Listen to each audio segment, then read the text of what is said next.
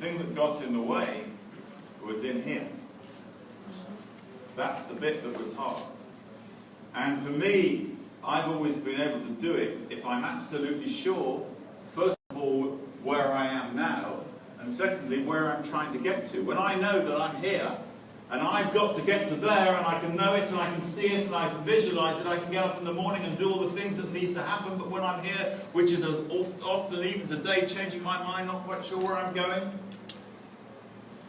Goethe, who was a German philosopher in, some pre-Victorian days, 200 years ago, big old German overcoat, austere face, big beard, So it always amazed me, it's 200 years ago. Goethe said this, he said, when you know where you're going, he said, when you're truly committed, he said, the world conspires to help and support you in all sorts of ways that you could never have believed possible, including the provision of financial assistance. I love that last bit. It comforted me at many at 4 o'clock in the morning, waking up. And I think, it's at times like this, it's just worth thinking, what brought me to this point? What happened? What came from that 13-year-old kid that I was all those years ago, or for some of you not so long ago, that had the dreams? And what brought us to this point? What happened and who are we now? And when I look back on that kid, that I was once with all the dreams, I left school with 2 O-levels, the days when we used to do peace signs, really mean that, all the other things we did in those days. But I remember when I look back to that little young kid, and I was a bit, there's something that drives us. Everybody in this room who's an entrepreneur, you're driven by something. It's worth just considering it, what it is. I was a bit of a show-off, probably low self-esteem, if you want to know, when I was really young as a kid. And it was, in our family, it always seemed like everybody else in the family had a bit more than us, and I wanted to be one of them. And not very proud of it, but I used to go around when I was 13, 14, 15, telling people I was going to be a millionaire by the time I was 20. There's something going on there. And then I remember getting to 20, and we were having a good time, doing all those things, and I thought, well, I'll put it off till I'm 30. And then I went through my 30s, and I can tell you, some people here coming up to their 30s, your 30s is the hardest decade of the lot. Wasn't that the hardest decade? It was the years when you first were getting married, and you've got a mortgage, and you're trying to get it together, and you're working out how your systems work, and your notebooks, and your people, and there's always a drama when you're in your 30s. I'm sorry, I'm on the other line, I'm too busy, I've got time to do it. But there's always a drama. I remember going through the drama of my 30s. And coming up to 40, and I suddenly remembered this little kid who had a dream to be a millionaire. And I remember it was a focusing moment. It was coming out to 40, I had this, it was a sort of tearing your hair out moment. And I remember thinking, I've completely forgotten to become a millionaire. And it was a call to action. And I think for all of us at different points in our life, there has to be something that really motivates us to call us to action. And my call to action too was I'd got to 40, and although I'd done lots of things and people said I had an interesting life, I'd never really succeeded. I didn't feel like I had. And I remember somebody saying to me, if you keep your ears open, if you're willing to really listen, you can learn so much from people. And I remember somebody saying to me, the trouble with you, Simon, is you're in a comfort zone. And it really kind of resonated for me, because it was like, I could earn a living and I could survive, but I always thought that I could do a bit better. And how come those other people were doing better and going off and doing really interesting things, and all I was doing was really surviving?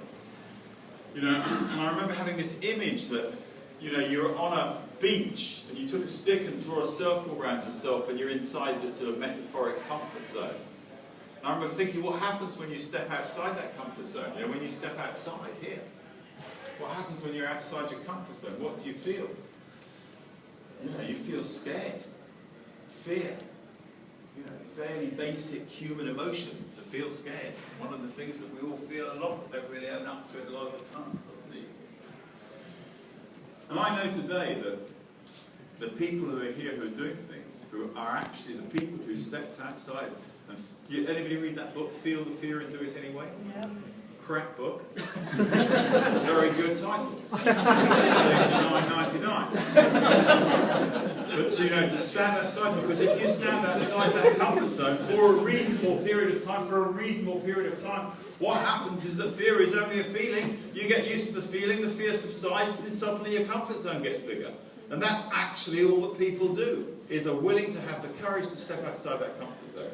And I did that, and I've done it a number of times, but I did that at the age of 40. And I started Yo Sushi after a guy. I've gone out and my dad always used to say, go and ask people for advice. It's amazing. People love to give you advice if you're willing to listen. The trouble with people like me is we think we know and we don't really listen. And I went out, I was slightly humble, and I went out to listen to somebody's advice, and I was sitting in a restaurant in the West End of London with a guy I knew from the TV business, a guy by the name of Mr. Uehara-san, I knew from the business. And I said, what about sushi as an idea, throwing ideas around. And he said, what you should do, Simon, is a conveyor belt sushi bar with girls in black PVC miniskirts. And it was like that. And I went and did my research. It was pre-internet, and I remember getting these envelopes from my research coming through the post. And I opened one of these envelopes. They're really great envelopes, Japanesey bits of string around them and katakana writing on them. I remember opening up one of these one day and pulling out this brochure. And I had a few of the brochures in, but this one was in English. And there, between the hieroglyphics of Japanese writing, I discovered that there were 2,000 of these conveyor belt sushi bars in Japan, and they'd been going since the 1960s. And then I opened one of these brochures, and it was in English. And at the top, it said, how to start your own conveyor belt sushi bar. And it told you everything. It was unbelievable. And I remember holding this thing, I remember actually holding it, and after this moment of euphoria, holding this thing, and thinking to myself, God, I thought, I hope nobody else has seen this. And that really was the thought. This was the bit that got in the way. And, after that moment of euphoria, I hope, And then, for me, the hard bit has always been how to get out and do it. Because I thought to myself, look, if this was really a good idea, somebody who knew an awful lot more about restaurants than me would have done it years ago. And to delude,